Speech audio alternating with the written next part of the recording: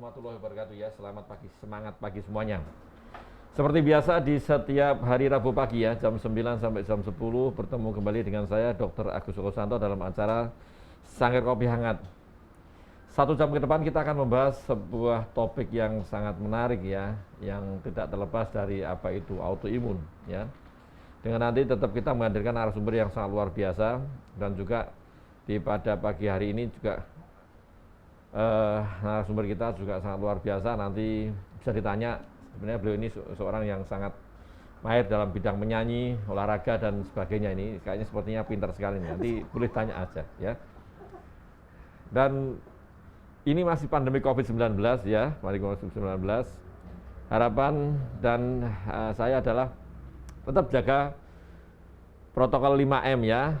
Memakai masker dengan benar, mencuci tangan, menjaga jarak, ya, mengurangi mobilisasi dan menghindari kerumunan, dan juga vaksinasi, ya, vaksinasi kita sukseskan, kita dukung program pemerintah vaksinasi. Harapannya adalah pandemi COVID-19 segera berakhir dan kita bisa beraktivitas dengan normal, ya.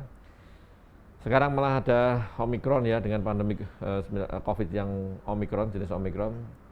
Apapun ya jenisnya, pokoknya asal kita itu menjaga protokol kesehatan, insya Allah tidak akan terkena dan kita terhindar dari COVID-19. Sebelumnya kan saya sapa dulu nih dari Sobat Muardi. Sobat Muardi untuk yang Facebook, YouTube maupun Instagramnya Rumah Sakit Dr. Muardi, selamat pagi, semangat pagi semuanya.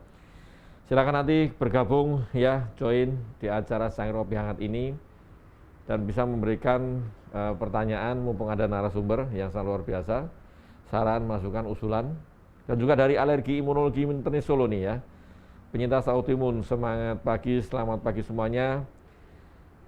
Harapan saya adalah tidak flare ya di pagi hari ini. Hari ini juga udah mulai cerah tapi mendung-mendung tipis di luar itu. Biasanya sih hujan tapi nggak tahu nanti ya. Yang jelas apapun kondisinya tetap jaga kondisi. Jangan bepergian, terus kalau tidak penting sekali tidak emergensi ya. Flare, nanti dua-duanya sudah ada flare, sudah ada COVID dan sebagainya, nanti tambah buruk naik kondisinya ya. Oke, 1 jam ke depan kita akan bahas topik yang selalu biasa di pagi hari ini. Topiknya tidak terlepas dari autoimun. Cuman hari ini topiknya sangat spesial ya, spesial karena hubungannya juga dengan autoimun, tetapi ada keunikan ya, keunikan yang sebagai penyintas autoimunnya itu dia itu mengalami kaku, tidak bisa gerak ini, tidak bisa gerak. Jadi ya seperti, mohon maaf, seperti batang bambu ya, ataupun seperti batang pohon ya. Dengan narasumber kita hari ini yang sangat luar biasa, karena ini hubungannya juga dengan penyakit dalam, kita hadirkan. Nanti tanya ya, soalnya beliau ini sangat mahir untuk menyanyi ya. Nanti bisa juga kita ajak untuk nyanyi dan olahraga. Olahraganya paling suka sepak bola ya, sepak bola dan memanah. Biasanya seperti itu ya. Nah, kita hari ini cuman karena ada ini ya, pakai masker ya, mohon maaf, nanti bisa dilihat di tayangan fotonya sudah ada nih. Dr. Arif Nuruddin ya, spesialis penyakit dalam, konsultan rheumatologi. Finasim ya. Selamat pagi dokter. Selamat pagi. Ya, sehat-sehat ya? Baik, alhamdulillah sehat. Iya, sehat nih. Dokter Arif ini memang jagonya. Ditanya aja nanti, pinter apapun ini. Mau apa, mau lagu apa bisa. Dokter Arif, ini gimana? Dengan kondisi pandemik ini gimana aktivitasnya? Iya, seperti yang tadi disampaikan Dokter Agus Joko ya. Jadi kita jelas mengurangi aktivitas tidak seperti pada saat tidak pandemik ya. Jadi kita mau bepergian juga mikir dok, pergi juga mikir karena di mana-mana COVID ya. Dan di Rumah Sakit Muardi pun juga kita serba terbatas ya, tidak bisa membuka masker dengan leluasa. Jadi makan pun juga mesti ditahan-tahan nih Dokter Agus Joko. Dokter tadi mau makan bingung nih, mau makan di mana jadi keluar sebentar. Bismillah, yang penting kita jaga kondisi ya, jaga kesehatan, protokol kesehatan tetap jaga, makan, minum, istirahat semua harus dijaga semuanya ya. Dan Dokter Arif, ini untuk yang kasus COVID ini gimana nih? Mungkin Dokter Arif tahu nih di Muardi nih khususnya nih. Nggak tahu ya. Sampai sekarang COVID per hari ini 149 kasus. Ya, 149 dan, kasus ya. Dan memang secara teori dikatakan kan lebih ringan dibandingkan Delta, tapi faktanya itu angka kematian masih tetap setiap hari ada, Dok. Kalau saya lihat di data di Rumah Sakit Muardi itu setiap hari rata-rata antara 5 sampai 7 yang meninggal. 5-7 ya. Ya, dia masih tetap kita harus sangat waspada ya, walaupun teorinya ringan dan memang kebanyakan ya Dok, cuman demam beberapa hari kemudian turun ya Dok, tapi tetap ada saja yang meninggal karena COVID, Dok. Ya, betul sekali. Jadi saya rasa tetap apapun namanya juga COVID ini tetap mau varian apapun tetap COVID namanya. Ya, jadi apapun variannya COVID judulnya. Jadi ya memang secara teori tapi betul sudah sampaikan Dr. Arif ya. Jadi apapun tetap dijaga ya. Dok, ini kita terlepas dari COVID, kita akan bahas suatu autoimun nih Dok. Ini karena apapun acara ini kan bahas terkait masalah autoimun. Nanti bisa juga nanti ada autoimun dengan dengan COVID juga ya. Nah, ini kan judulnya agak aneh nih. Ada manusia kayu nih. Makanya saya bingung nih. Tadi ada manusia kayu dengan ankylosing spondylitis ini. Ini bagaimana ini Dok nih? Mungkin dokter kita sapa dulu nih, tadi lupa. Kita belum nyapa nih Sobat Muardian penyintas autoimun ini Dok. Silakan disapa dulu Dok, Sobat Muardian penyintas autoimun. Iya, selamat bergabung teman-teman penyintas autoimun, baik itu SLE, RA, Sjogren, skleroderma ataupun yang lain. Saya kira kalau saya lihat di daftarnya sudah banyak yang bergabung Dr. Agus Joko ya. Jadi selamat datang dan kembali kita belajar bersama kembali untuk menambah keilmuan kita tentang autoimun, karena memang autoimun merupakan salah satu penyakit yang sangat banyak dan kita tidak akan mampu untuk belajar sampai dengan detail semua itu. Jadi terus kita menambah ilmu terus, mudah-mudahan akan bermanfaat buat kita, buat diri kita sendiri, buat keluarga maupun buat masyarakat. Selamat bergabung semuanya. Bergabung semuanya ya. Ini dari Mbak Dian Mika ya, sudah dari Agustina Agung apa itu Sitina ya, yang dari Blora ya? Yang mana sih? Yang Sri Agustina Agung. Mungkin ya kayaknya sih. Selamat pagi ya, ini mungkin karena kita yang datang ini ada saya dan Dr. Arif Nurdin, jadi beliau ini menghadirkan. Iya. Ya, selamat pagi semuanya yang udah bergabung ya. Dan ini kita sama nih dari Hong Kong ya, selamat pagi Hong Kong ya. Terus kemudian nanti Mbak Fairul ya dari Singapura juga sudah bergabung ya. Mungkin dari Taiwan ini juga belum. Ada Dian Samusir dari Medan. Oh iya, ini udah ada nih. Jadi sudah bergabung semua. Ini memang rata-rata nanti Dr. Arif memang dari Aceh sampai Papua nih, ada semua nanti ya. Nanti kita presentasi. Tidak usah ya. Dok, ini terkait masalah manusia kayu ya. Ini sangat menarik sekali nih. Apakah itu sebenarnya sih ya, ada istilah manusia kayu dengan ankylosing sebenarnya gimana sih ini?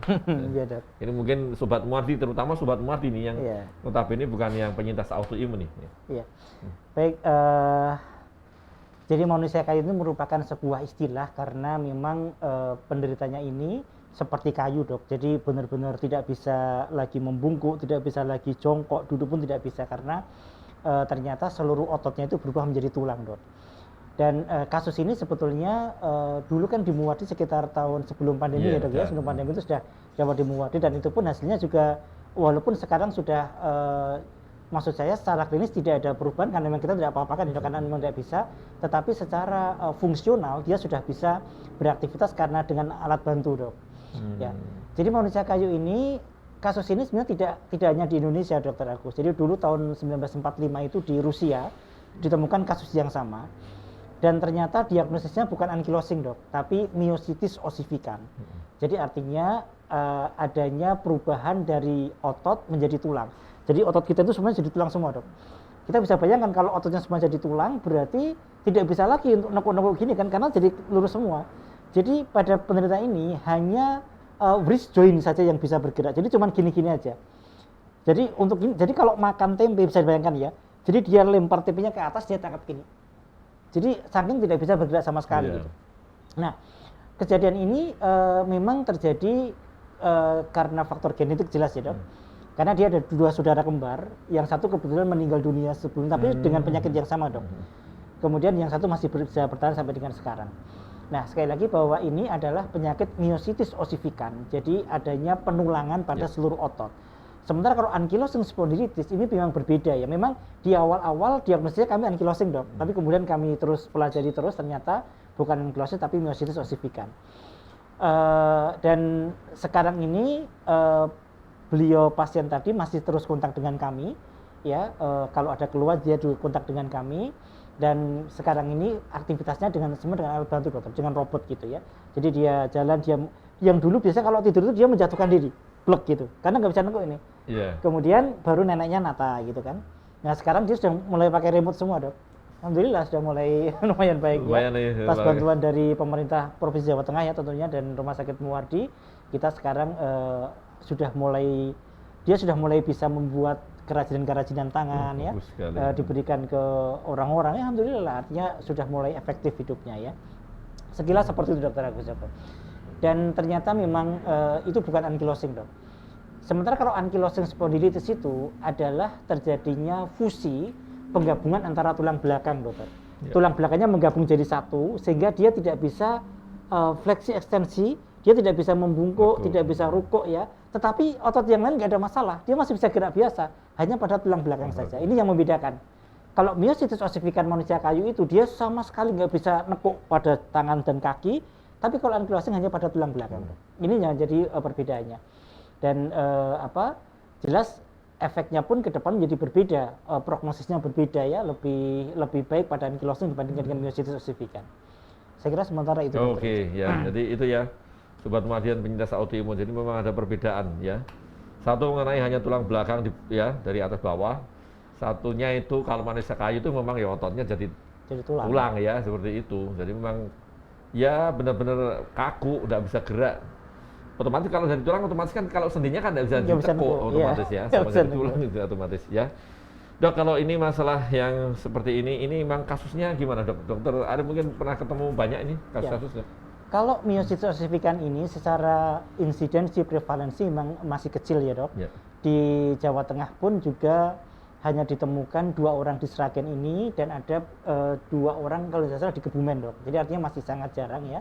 Tetapi mesti kita harus aware kalau memang ada kondisi mulai pengerasan pada otot, ossifikasi, penulangan pada otot, kan itu tidak langsung berjadi satu ya, jadi mesti pelan-pelan. Dan ini pada pasien ini pun juga dimulai dari atas dok. Nah, kalau sudah mulai seperti itu, maka kita harus cepat bertindak, cepat diperiksakan ke rumah sakit, ke ahlinya untuk kita lakukan penanganan gitu ya dok. Artinya kita bisa menghambat progresivitasnya supaya dia tidak terjadi penulangan pada seluruh tubuh gitu. Ini yang bisa kita lakukan hanya seperti itu. Jadi secara prevalensi sendiri masih sangat rendah dibandingkan dengan penyakit autoimun yang lain. Dan Dr. Agus bahwa myositis ossificans, ankylosing ya, ini masih terjadi khilaf ini perbedaan pendapat apakah dia autoimun murni atau autoinflamasi, karena ada istilah autoinflamasi dok. Artinya bahwa prosesnya itu hampir sama tetapi tidak sama 100% gitu. Makanya pengobatannya pun juga agak sedikit berbeda antara myositis ossificans dengan autoimun gitu kan dok. Makanya ini masih berbeda pendapat. Ada yang mengatakan autoimun, ada yang mengatakan autoinflamasi. Walaupun keduanya kalau kita lihat secara imunologi ya bersama kurang lebih kan. Iya dokter. Iya betul sekali ini. Menarik sekali nih dari Dr. Arif ya. Jadi memang tadi ini memang agak rancu. Memang di kerancuan itu seperti itu. Jadi memang jadi menarik. Jadi lebih kita untuk sebagai dokter kita juga mau tidak mau tetap harus ini mempelajari lebih lanjut. Dok, ya tadi seberapa banyak ini? Tadi kan terkait masalah prevalensi sedikit ya untuk yang di Jawa Tengah masih sedikit ya. Dan mungkin yang kita ketahui saja ya, mungkin 1-2 ya. Sebenarnya mungkin ada beberapa juga lebih. Karena memang kadang juga ya mohon maaf. Karena kalau udah sakit seperti itu kan dikira oh ini penyakit kutukan ya kan, penyakit kena kesantet apa segala macam kan seperti itu bisa rata-rata nggak bisa gerak sama sekali. Terus kalau memang udah seperti itu dok, kalau udah seperti itu kira-kira tadi mungkin yang Sobat Muwardi baru bergabung ya, kira-kira untuk yang seperti ini kemungkinan untuk aktivitas harian untuk dia yang baik ankylosing maupun yang myositis tadi ya, itu untuk aktivitasnya, kesehariannya, untuk bekerjanya, untuk mohon maaf berumah tangga itu gimana ini? Ini kan tetap jadi pertanyaan nih penting. Baik. Mungkin perlu saya bedakan antara ankylosing dengan myositis ossificans ya dok. Kalau ankylosing spondylitis ini merupakan penyakit bagian dari spondyloartritis di mana terjadi penggabungan fusi, pengerasan pada ligamentum anterior dan posterior dari vertebra sehingga terjadi tulang belakangnya itu kaku seperti bambu. Kita sebut dengan bambu spines ya, bambu spine appearance. Jadi gambaran seperti bambu gitu. Nah, penyakit ankylosing spondylitis ini paling banyak diderita pada pasien usia di bawah 40 tahun mulai onsetnya. kemudian akan terjadi progresivitas kalau tidak diobati dengan baik, maka lama-lama terjadi proses pengerasan sampai dengan kaku betul ya. Nah, pada pasien ankylosing ini biasanya ditandai awalnya dengan namanya inflammatory back pain. Jadi ada nyeri pinggang yang khas. Nyeri pinggang tidak sama dengan nyeri pinggang seperti orang yang kalau kerja kecapean. Inflammatory back pain ini adalah nyeri pinggang yang terjadi terutama dalam kondisi diam. Jadi kalau dia diam, maka dia nyeri. Tapi kalau buat gerak dia menjadi sembuh gitu. Beda dengan nyeri pinggang pegel karena angkat junjung ya. Kalau angkat junjung kan kalau istirahat enak, tapi kalau buat adres ya kebalik. Jadi kalau ini buat diem malah sakit gitu. Sehingga paling sering munculnya pada saat malam hari. Mungkin teman-teman sudah sering lihat ya. Kalau bangun tidur, aduh pegel banget, begitu digerak-gerakan enak. Ini adalah inflammatory back pain. Ini merupakan tanda awal dari ankylosing spondylitis. Banyak loh orang, saya pun juga kadang-kadang mengalami hal yang sama kan. Kadang-kadang pegel banget kalau pas bangun tidur. Jadi parno nih, tahu. Itu namanya inflammatory back pain, digerakkan enak gitu. Iya. Kemudian yang kedua, ada sering terjadi tendinitis ya, tenosynovitis, terutama pada plantar fascia. Jadi sering kan tumitnya sakit ya dok, bangun tidur sakit banget, pukul kan masya Allah sakit banget ya pada tumitnya itu paling sering terjadi seperti namanya tenosynovitis di situ ya. Nah ini juga merupakan salah satu tanda dari adanya proses spondyloartritis karena ankylosing spondylitis. Kemudian ada nyeri pada lutut ya, kemudian ada nyeri pada tendon-tendon yang lain misalnya pada pes anserinus ya, kemudian pada bicep. Ini mana akan merupakan tanda dari ankylosing spondylitis. Jadi kalau teman-teman ada tanda-tanda seperti itu, nyeri pinggang yang terus-menerus ketika bangun tidur terutama, ada nyeri pada tumit ya, pada lutut, maka kita harus cek jangan-jangan merupakan tanda dari spondyloartritis. Nah, kalau sudah seperti itu, maka kita akan tegakkan diagnosis apakah dia ankylosing atau tidak. Kalau sudah tegak ankylosing, maka harus diobati dok, supaya tidak progresif ya. Dan kalau sudah diobati dengan baik, maka kemungkinan akan bisa dicegah tidak menjadi sangat kaku dokter. Jadi ini yang membedakan dengan myositis. Jadi dia prognosisnya lebih baik dibandingkan dengan myositis ossificans ya. Obatnya nanti akan ada beberapa macam obat, ada beberapa fisioterapi karena untuk melenturkan tulang belakang harus dengan fisioterapi dan yang paling baik tetap renang ya dok. Yeah. Nah ini ankylosing. Jadi kalau ankylosing menikah tidak ada masalah, punya anak tidak ada masalah asalkan selama tidak flare ya dok ya, tidak ada masalah. Artinya dia masih tetap memiliki kesuburan yang sama, kemungkinan punya anaknya juga sama, tidak ada masalah sama sekali. Sementara kalau myositis ossificans ini adalah proses yang terjadi ossifikasi penulangan pada otot. Jadi otot itu tiba-tiba jadi tulang, pengerasan karena timbunan kalsium yang berlebihan. Kalsiumnya numpuk jadi tulang gitu. Dan biasanya tidak hanya pada otot dok, jadi pada beberapa jaringan tendon pun jadi otot semua dok. Jadi ligamen, tendon jadi otot semua. Maka ini yang memang harus dicegah dari awal, sehingga kalau sudah ketahuan satu atau dua bagian tubuh kita keras, ya sudah kita cepat-cepat harus berobat nih. Kalau tidak ya nanti jadi keras semua seperti kayu gitu. Tetapi memang ini sangat jarang dokter Agus Joko. Jadi saya lihat memang 0,00 sekian persen lah dok. Jadi sangat jarang, bahkan di dunia pun juga sangat jarang sekali. Jadi mohon lah nanti kita aware saja kalau ada seperti itu, cepat kita lakukan tindakan kepada dokter ahlinya. Saya kira itu. Iya, betul sekali. Dan itu tadi ya, jadi tidak usah pesimis ya. Yang jelas kalau ada keluhan apapun, yang jelas segera kontrol, gitu ya. Silakan datang ke rumah sakit Dr. Muardi ya, untuk yang sobat Muardi penyintas autoimun. Kalau mengalami sesuatu, saudaranya, kerabatnya, siapapun ya, ada keluhan kayaknya ada sesuatu yang nggak pas nih ya, itu segera kontrol. Jangan diobati sendiri ya dok ya, seperti itu ya. Kita lihat dulu dari Instagram Mbak, dari Instagram ini dari atas Mbak. Ini udah pertama nih, pertama ya dari Suratman nih ya, Suratman 75 nih. Selamat pagi dokter, apakah penyakit ini bisa diketahui sejak dini nih? Tanda-tandanya apa dan mohon pencegahannya bagaimana? Nah ini gimana dok? Ya. Nih. Jadi tadi saya sampaikan bahwa kalau masih usia di bawah 40 tahun sering mengalami inflammatory back pain, nyeri pinggang terutama dalam kondisi diam. Duduk gini nyeri, tapi buat berdiri enak. Yeah. Kemudian duduk dalam waktu lama ya, duduk di kereta api, pegel banget, bolak-balik kisah itu kan sering dok.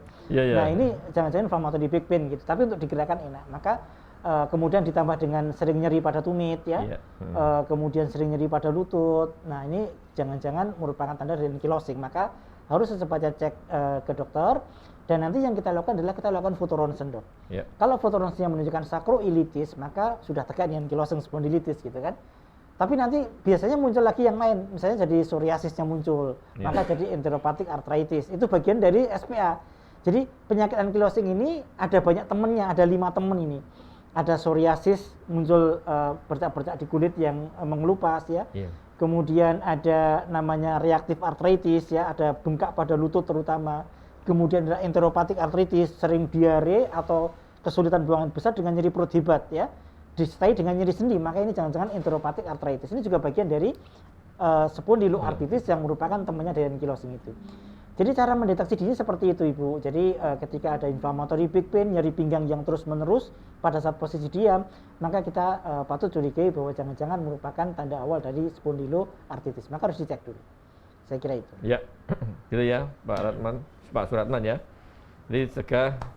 Kalau bisa diketahui sedini mungkin ya insya Allah sih ya bisa dicegah. Tapi kalau untuk yang progres, kita cuman kalau gini Dok, nah ini pertanyaan, ini bisa sembuh dan ini pertanyaan seperti itu nanti. Iya, ya. Secara kedokteran sampai sekarang yang belum ada obat definitif yang bisa menyembuhkan ya. Tetapi kalau kita sebagai seorang yang beragama ya Dokter Agus, tetap selalu saya sampaikan kan ya, hadisnya kan likulli da'in dawa, setiap penyakit pasti ada obatnya kan. Faida usiba dawaundai, ketika obat tepat mengenai penyakitnya bari'a maka akan sembuh dengan izin Allah. Artinya ini merupakan tantangan buat dokter Dok, supaya kita terus mencari, karena Allah sampaikan ada orang yang saya kasih tahu obatnya, ada yang tidak. Ini tantangan kita supaya kita terus mencari tahu gitu. Mudah-mudahan ke depan autoimun bukan sesuatu yang menakutkan. Iya betul sekali. Makanya manusia diberi akal ini ya. Tapi sampai sekarang sih memang belum ada yang definitif Dok. Jadi kalau ada orang-orang yang jual obat mengatakan ini obatnya untuk autoimun bisa, nah ini yang perlu kita pertanyakan dulu Dok. Ya betul, hati-hati ya. Pokoknya jangan tergiur, ya mohon maaf, jangan tergiur yang sesuatu yang nggak ada pasti itu, nggak ada misalnya ini pasti sembuh dengan ini kan, seperti itu 100% sembuh, sekarang nggak bisa. Kalau tidak uang kembali. Nah, tapi uang kembali gimana? Yang tambah sakit tambah parah. Gitu ya Mas Arman ya. Dari Mirawati Lukman ini ya, Dok, apakah manusia kayu disebabkan kelainan genetik atau autoimun? Nah ini menarik sekali ini. Ya, jadi tetap semua autoimun mungkin Dokter Agus Joko sudah sering disampaikan bahwa ada faktor genetik yang harus ada dulu Dok. Kemudian baru ada faktor-faktor pencetus yang lain gitu kan. Tetapi faktor genetik ini jangan sampai menjadikan kita menjadi putus asa. Bapakku diabetes, saya pasti diabetes ya, saya beda, jangan. Kita hanya bisa, memang tidak bisa kita otak-atik. Genetik kan merupakan sesuatu yang sampai sekarang belum bisa direkayasa ini. Nah, tetapi kemudian kita masih punya kesempatan untuk mengotak-atik yang faktor pencetusnya itu ya Dok ya. Mudah-mudahan dengan faktor pencetus ini kita kelola dengan baik, tidak akan jadi manifest genetik kita gitu kan. Iya, saya kira seperti itu. Setuju sekali Dr. Arif ya, Mirawati Lukman. Jadi tidak bisa genetik. Jadi ada faktor genetik dan epigenetik. Yang epigenetik ini yang bisa kita otak-atik. Epigenetik misalnya gaya hidupnya, lingkungannya segala macam bisa kita modifikasi. Tadi sudah sampaikan Dr. Arif, punya DM, anaknya ya tidak 100% DM, enggak. Autoimun tidak 100%, sekitar 30%, 40% ya bisa punya faktor genetik. Lah itu 30% itu bisa jadi autoimun, bisa enggak, tergantung kitanya gitu loh ya. Jadi tadi sudah sampaikan, berbahagialah dari stres. Iya, betul. Ya, gitu ya, dari Sylvia Magdalena nih. Dok, apakah ini berhubungan dengan kandungan air yang dikonsumsi? Misal kandungan kapur atau yang maksud tadi kan ada myositis mungkin dengan kandungan kapur nih, apakah dengan hubungan dengan itu Dok nih? Iya. Memang dibutuhkan sebuah penelitian untuk menjawab ini Dok. Jadi harus ada penelitian persis, tetapi bahwa kalsifikasi yang terjadi, penimbunan kalsium yang terjadi pada otot itu tidak serta-merta karena kandungan airnya yang mengandung kalsium tinggi. Kalau seperti itu berarti satu desa harusnya kena semua kan Dok? Tapi ini karena ada faktor genetik Ibu. Jadi karena ada faktor genetik sehingga menyebabkan metabolisme kalsium yang harusnya dikeluarkan menjadi tertimbun di situ gitu. Jadi ini ada masalah kelainan dulu gitu. Artinya bahwa tidak bisa dikatakan bahwa orang yang kandungan kapurnya tinggi menjadi myositis kan tidak bisa seperti itu ya. Tetapi memang salah satu faktor pencetus ya, kemungkinan karena itu ditambah dengan metabolisme kalsiumnya tidak baik ini sehingga dia nimbun di mana-mana gitu. Saya kira seperti itu. Iya, betul. Jadi tidak seperti itu kalau kandungan kapur terus jadi myositis, satu desa semua kena semua nanti ya. Tetap ada faktor, ada cetakannya. Jadi semua harus ada cetakan. Cetakan itu maksud di genetik tadi ada cetakannya. Saya punya cetakan untuk jadi tadi seperti myositis, ya osifikan, myositis ya peradangan otot jadi tulang. kalau nggak menceritakannya ya sulit ya, itu dulu ya. Mbak Sylvia Magdalena ya. Dari Dewi Tania Dewi nih. Seperti apa nyeri tulang belakang yang jadi gejala awal ankylosing spondylitis nih dok? Apakah nyerinya terus-menerus nih tadi? Mungkin ulang lagi dok. Ya, tadi saya sampaikan bahwa nyeri tulangnya disebut dengan inflammatori. Jadi nyeri pinggang itu disebut dengan low back pain. Low back pain itu ada dua macam, ada inflammatory back pain, ada mechanical back pain. Mechanical back pain itu biasanya terjadi karena angkat junjung, gerak yang berlebihan jadi nyeri pinggangnya gitu. Misalnya namplek badminton terus nyeri banget kan, namanya itu mechanical back pain. Itu bukan gejala dari ankylosing. Ankylosing itu adalah ketika kita diem, tidak aktivitas apa-apa, nyeri. Nyerinya kemeng gitu ya, pinggangnya kemeng banget. Kemudian kalau kita bangun dari tidur, digerak-gerakkan sebentar terus hilang. Nah, ini namanya inflammatory back pain. Dan itu terjadi terus-menerus, Dok, selama lebih dari 3 bulan. Kalau cuma sekali, 2 kali, ya bukan gitu kan. Tapi terus kok sekarang gini, kemarin gitu, besok gitu lagi. Nah, selama 3 bulan atau lebih, kok mengalami hal yang sama, maka ini tanda dari inflammatory back pain. Jadi ini merupakan tanda khas dari inflammatory back pain. Kemudian tidak harus tidur ya, Dok. Tapi memang salah satu tandanya adalah bangun malam hari karena saking nyerinya, Dok. Jadi tidurnya tiba-tiba ngelilir, pegel banget gitu. Kemudian dia olahraga sebentar, sembuh, dia tidur lagi. Maka ini merupakan tanda dari inflammatory back pain. Ini khas untuk nyeri dari ankylosing spondylitis. Kemudian setelah itu ditambah dengan keluhan perifer ya. Kan ankylosing itu ada keluhan di sentral di tulang belakang, ada di perifer. Perifernya apa? Tumitnya sering nyeri ini banyak sekali, dokter. Saya sering sekali nyuntik ya pasien dengan plantar fasciitis, jadi tumitnya sangat nyeri. Ini merupakan tanda dari ankylosing. Yang kedua adalah daktilitis. Jadi adanya sosis jadinya seperti sosis gitu. Banyak ini, jadinya seperti sosis dan kemudian ada yang disebut dengan saya lupa istilah. Jadi tiba-tiba tulang ininya mengkeret, Dok. Jadi lebih pendek dibandingkan dengan ibu jari gitu. Ini juga merupakan tanda ankylosing ini. Jadi ada seperti itu. Maka ini merupakan tanda dari ankylosing spondylitis yang mesti kita lihat. Atau pasang serinus, lututnya nyeri, kemudian ankle-nya nyeri, yang terus-menerus selama 3 bulan, ini kita patut curigai jangan-jangan ankylosing spondylitis. Wah, saya ankle saya nyeri nih, tapi kemarin habis 4 bulan. Sudah belas sama saya berarti. Iya, 3 bulan. Tapi loh Mbak Dewi, ini bukan ini yang selain orang yang mohon maaf hamil loh ya. Nanti hamil dikira sakit, hamil besar ini kan pinggangnya sakit terus tuh berbulan-bulan ya. Di luar yang hamil maksudnya, atau ada punya kelainan penyakit atau tertentu kifosis, lordosis itu kan nyeri terus, Dok. Ya. Gitu ya. Dari FB Mbak, dari FB dulu dari atas ya. Dari Facebooknya ini oke ya, dari Mbak Dian sudah, dari Mbak Winasri ya, selamat pagi, oke Magetan hadir, alhamdulillah. Terus ini assalamualaikum warahmatullahi wabarakatuh ya. Bali ya Mbak Absari ya, selamat pagi. Dari Eni Solihin, termasuk komorbidkah ankylosing, Dok? Saya belum divaksin karena selalu pusing efek tulang leher belakang sudah mengeras. Oh, gimana itu maksudnya ini? Iya, mungkin bisa Dok. Iya. Komorbid Jadi, ini.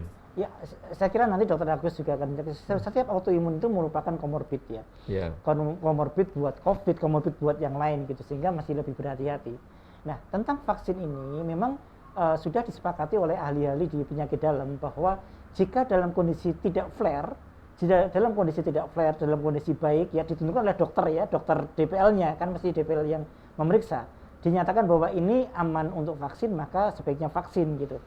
Tetapi kalau memang kondisinya masih flare terus ya, dengan skornya terus meningkat, maka sebaiknya ditunda vaksinnya karena vaksin ini memasukkan virus ya, walaupun sudah dilemahkan, dia tetap sebagai salah satu pemicu dari flare-nya dari sebuah autoimun. Jadi monggo nanti konsultasi dengan dokternya apakah sudah bisa vaksin atau belum gitu. Memang ini merupakan komorbid, semua autoimun saya kira komorbid pada pasien COVID-19. Iya, betul sekali ya. Jadi itu betul sekali yang disampaikan Dr. Arif Nurdin ya, Mbak Eni Solihin ya. Jadi ini bukan kontraindikasi untuk tidak vaksin loh ya, untuk sobat modern dan penyintas autoimun. Jadi kondisi seperti ini bukan terus alasan tidak mau divaksin ya, tidak mau divaksin bukan. Jadi selama kondisinya memang belum bagus, ya itu ditunda namanya, bukan tidak boleh, ditunda. Ditunda sampai kapan? Sampai kondisi klinisnya membaik. Ya, nanti kalau sudah baik, nanti akan dokter menentukan, oh ini baru boleh divaksin, ya. Gitu ya, Mbak Eni, jangan terus menghindar semua alasan nggak mau divaksin. Ya, karena ya memang banyak sekali yang di masyarakat dan kita sendiri mengalami ya, Dok. Kita pernah divaksin yang Moderna yang dosis itu kan nggak iya. bisa gerak sama sekali. Memang sih ada kipinya, tetapi manfaatnya jauh lebih besar ya dibanding mudarat. Iya, betul betul. Jadi banyak yang jadi alasan, Dok. Iya. Sakit mata nggak mau divaksin. Oh iya. Karena nanti nggak bisa ke mall nanti. Ya, oke. Purwanisi, oke. Oh ya, selamat pagi. Mbak Purwanisi. Dari Endang Rahmawati. Assalamualaikum, waalaikumsalam ya, oke. Dewi Wi, ya. Pagi Dokter Agus, juga Dokter Arif, saya lupus ya. Apa spondylosis dan osteofit maksudnya. Bisa berakibat ankylosing, Dok.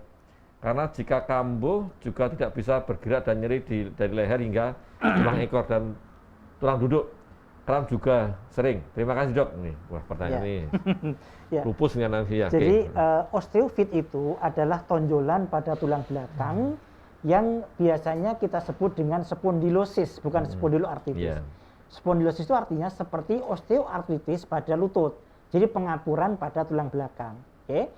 Pengampuran ini jika dia tidak ada genetik ke arah ankylosing, maka dia hanya sebatas itu saja, Dok. Tidak terjadi fusi penggabungan. Tapi kalau osteofit 1, osteofit 2, 3 ke atas kok jadi gabung jadi satu, maka terjadilah namanya ankylosing spondylitis. Jadi ini berbeda. Artinya osteofit bukan tanda dari ankylosing, ya. Tapi osteofit itu merupakan kelainan terjadinya karena kompensasi dari penekanan sehingga dia muncul tulang baru, namanya disebut dengan osteofit, terjadi pada proses osteoartritis ataupun pengapuran. Mungkin saya, Dr. Agus Joko, kalau di foto mungkin ada osteofitnya, karena itu hal yang wajar gitu. Betul. Asalkan dia tidak nyeri sekali, maka tidak usah dipermasalahkan. Ya. Tapi ketika dia nyeri sekali, maka perlu kita ada tindak lanjut lebih lanjut lagi gitu ya. Jadi sekali lagi bahwa osteofit bukan merupakan tanda patognomonis dari sebuah ankylosing. Dia pengampuran biasa, saya kira seperti itu. Iya, betul sekali. Jadi memang semua orang, apalagi kalau berat badannya besar ya. Kayak saya, Dokter Arif mungkin ya. Itu tekenannya di tulang belakang pasti ada. Iya. Kalau istilah saya sampaikan Dok, kayak jalu. Iya. Jalu ayam itu. Betul. Ya, jadi muncul gitu aja. Memang nyeri sekali ya. Solusinya ya jangan gemuk, jangan nomor gemuk. satu. Nomor satu jangan gemuk dulu. Mengurangi berat badan. Kayak di sini ada Mbak Mary kan juga kurus. Ya. Dari Mona R. Sitorus tadi. Dori. Iya Mbak itu ya. Selamat pagi Merauke ya, selamat pagi Merauke ini ya. Jadi memang ini sudah kumpul dari Medan sampai Merauke sudah ada nih. Ambon, Maluku ya. Lombok mana nih suaranya? Saya RA, psoriasis dan SS, Dok. Saat kapan kami diperbolehkan dapat vaksin ya? Ini ya, mau jawab apa? Ya gini, langsung tak jawab ya. Dari Mona R. Sitorus, selamat pagi ya. Kabar Merauke gimana ya? Semoga COVID juga ya Dokter Arif ya. Semoga di sana juga nggak banyak lah, moga-moga ya. Setahu saya memang untuk yang di Jawa ini yang banyak, karena yang mohon maaf karena populasi Jawa sangat padat sekali ya. Di Jawa Sumatera kan 70% penduduk Indonesia ada di Jawa Bali ya. Jadi gini, tadi pertanyaannya adalah saat kapan boleh divaksin. Ini semua rheumatoid arthritis, psoriasis, SS ya, Sjögren's syndrome semuanya boleh divaksin. Itu nomor satu, boleh divaksin ya. Yang bukan istilahnya tidak boleh, bukan kontraindikasi ya, komorbid. Atau istilahnya kalau kondisinya tadi belum bagus, ditunda, nah itu istilahnya. Kalau kondisinya tidak flare, tidak ada rasa-rasa pegal, nyeri sendi, nyeri otot yang berkelanjutan, tidak ada rasa panas, tidak sedang flu, ya, boleh divaksin. Kalau tanya saat ini selama ini masih minum obat, tidak apa-apa, ya, tidak apa-apa, tetap boleh divaksin, ya. Ya memang kalau memang ada beberapa yang menyatakan oh nanti harus stop dulu ya. Tapi lihat juga kondisi. Kalau memang obat-obatnya masih banyak sekali dengan berbagai macam autoimun yang ada. Misalnya dia punya RA sering dengan Sjögren's jadi satu, ya, ada psoriasis juga jadi satu. Nah, kalau kita menyetop kan istilahnya kejelekannya kalau stop nanti timbul flare. Nah, mendingan tetap aja minum obat itu terus ya, minum obat terus dilakukan vaksin, tidak apa-apa, ya. Boleh divaksin saat minum obat, itu yang penting itu, ya. Kalau sedang flu, sedang tidak enak badan, terus kemudian RA-nya sedang masih flare ya Dokter Arif, kumat terus, ya jangan divaksin dulu. Tetapi bukan kontraindikasi, ya, diingat-ingat ya. tadi alasan semua nih, saya tidak mau divaksin ini. Oh saya sedang sakit ini, saya punya sakit macam-macam. Nah ini repot. Sakit mah paling banyak. Sakit mah juga. Sakit mah Saya punya sakit perut, sakit diare, sering diare terus nggak vaksin. Janganlah. Kita sukseskan. Semoga dengan vaksinasi cakupannya banyak, insya Allah moga-moga COVID segera berakhir. Itu harapan kita semuanya. Ya, gitu ya Mbak Mona dari Merauke. Selamat pagi di Merauke ya. Dari Mbak Winasri ya. Ini bapaknya. Ya. Assalamualaikum Dr. Agus, Dr. Arif ya. Saya penyintas autoimun dok, diantaranya ada HNP spondylosis. Dok, sudah hampir 3 tahun. Sekarang HNP saya semakin memberat untuk membungkuk, sangat sakit. Bahkan tidak bisa. Hasil MRI terakhir selain ada HNP, ada kelainan di tulang belakang, ada tulang yang retak. Sudah tindakan injeksi. Dan sekarang duduk lama tidak bisa dok. Apakah ada kaitannya HNP dengan ankylosing dok? Saya RA juga, matur nuwun Dr. Arif. Ya, gimana? Ya. HNP dengan ankylosing merupakan dua penyakit yang berbeda, dok. Ya. HNP itu merupakan jadi hernia nukleus pulposus. Jadi adanya di dalam tulang belakang itu namanya ada nukleus pulposusnya. Jadi kalau dia kalau bahasa Jawanya mencelat apa sih? Diletek. Mencotot. Ya.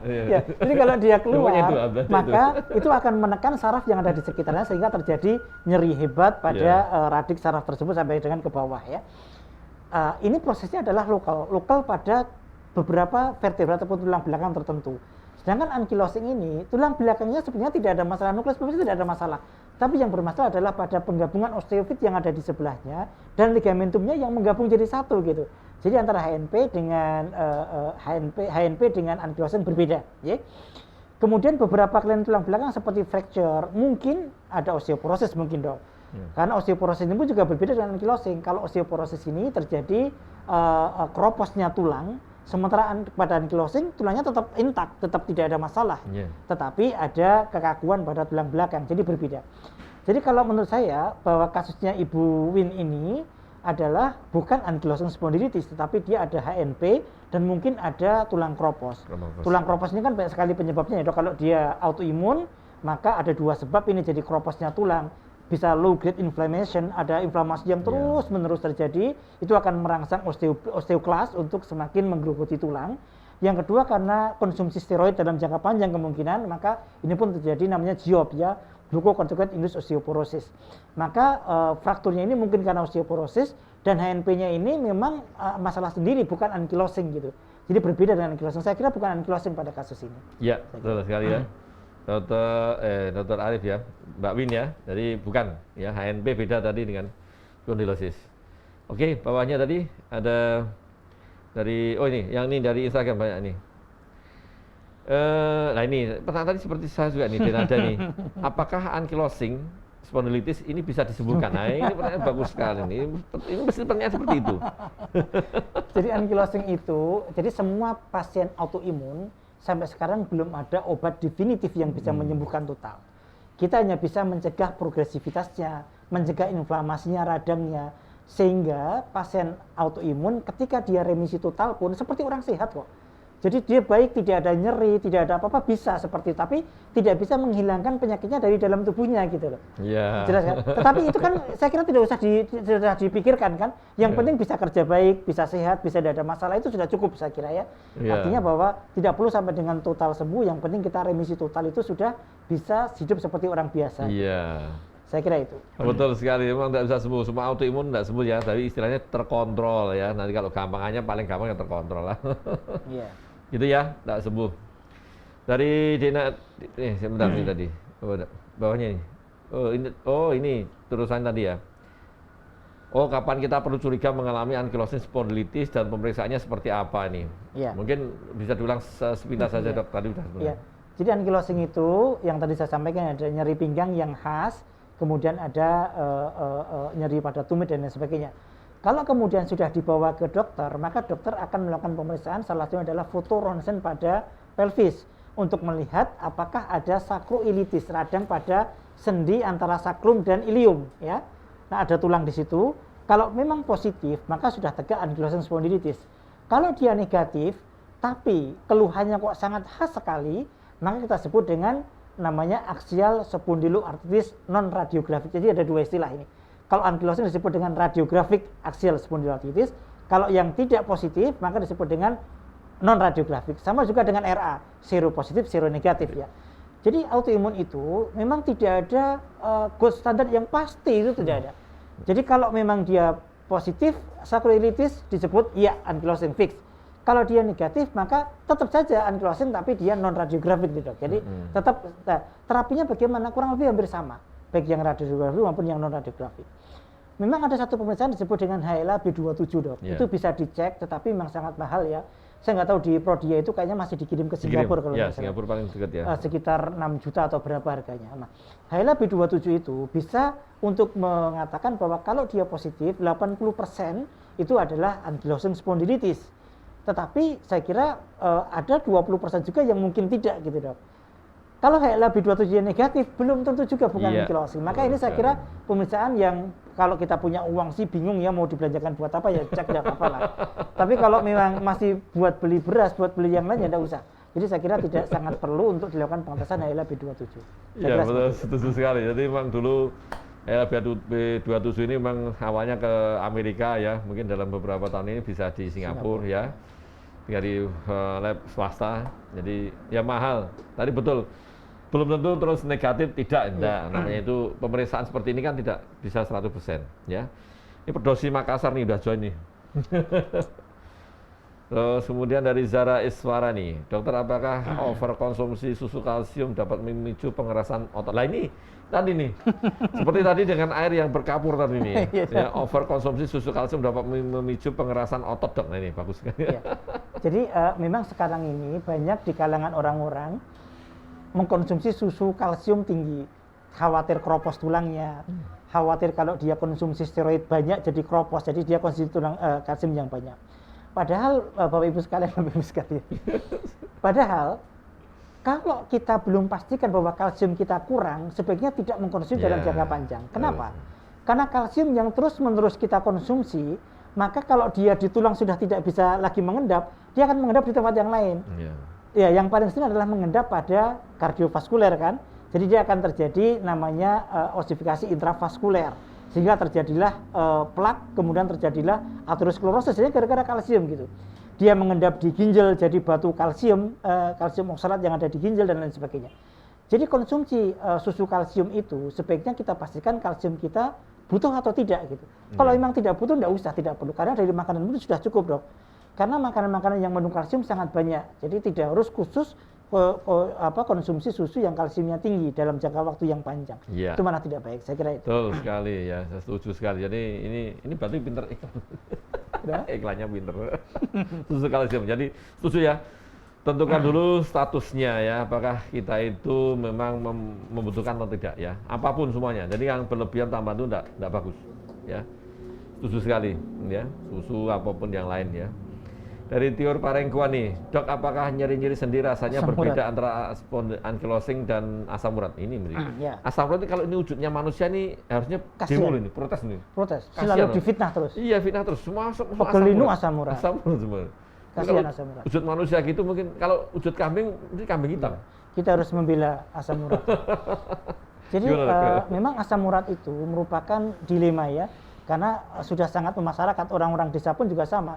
Kalau datang berobat sakitnya apa Pak? Asam urat. Ya iya. Iya kan, padahal bukan asam urat, itu kasihan asam uratnya.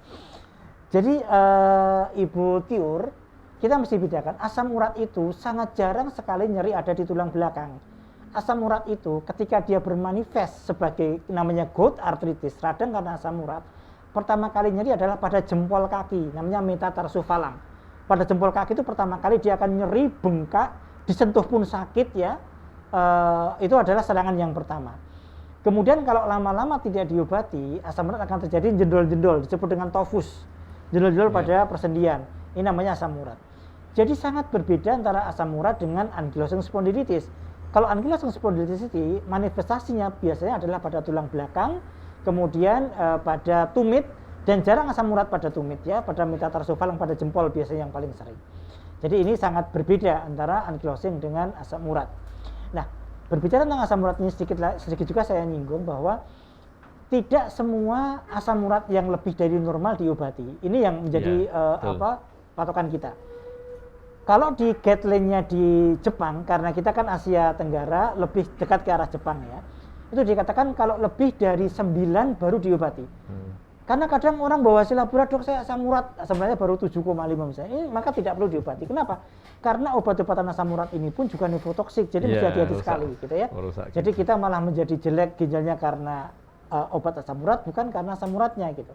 Nah, kapan diobati kalau lebih dari 9 atau dia bermanifest yang sangat hebat, nyeri hebat, tidak bisa jalan, nah itu baru diobati.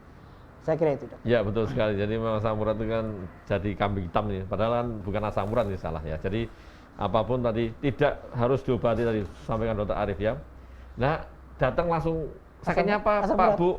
Sakit asam urat loh. Nggak tahunya dari mana? Keluhannya apa? Pokoknya asam urat. Pokoknya asam urat dulu. Wah, salah. Jadi memang sulit juga nih ya. Ini satu lagi pertanyaan nih dari Valeria Septi. Dok, jika mengalami ankylosing spondylitis, bagaimana cara merawatannya di rumah? Ini betul nih, ini yang nih ya, caranya, cara praktisnya nih. Untuk ankylosing spondylitis ini memang selain berobat harus ada exercise, dan exercise gerakan-gerakan senam itu harus ada. Dan dikatakan dalam guideline, exercise yang dimonitor lebih baik dibandingkan dengan yang liar. Artinya kita mengundang guru nih, guru yang bisa memonitor aktivitas kita. Dan aktivitas yang paling baik adalah kalau dulu itu adalah